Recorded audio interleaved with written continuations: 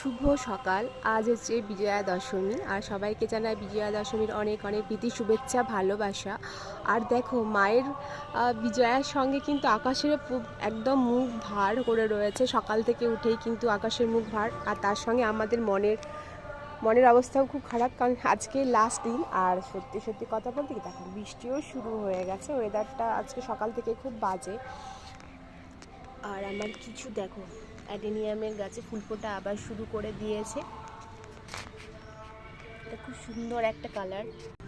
আর আজকে তো বিজয়া দশমী, ঠাকুর আজকে আমাদের লাস্ট দিন আর কি। তো আজকে যেহেতু বৃহস্পতিবার, আজকে কিন্তু ঠাকুর নিরঞ্জন হবে, তার জন্য এক্সট্রা একটা দিন আমাদের বিশেষ পাওনা। আজকের দিনটায় শেষ, আবার এক বছরের প্রতীক্ষা। তো সবাই খুব ভালো থেকো, সুস্থ থেকো। আর আজকের দিনটা শেষ দিন, আজকের দিনটা খুব ভালো করে এনজয় করো, আর সারা বছর খুব ভালো থেকো, আনন্দে কাটাও আজকের দিনটা সবাই।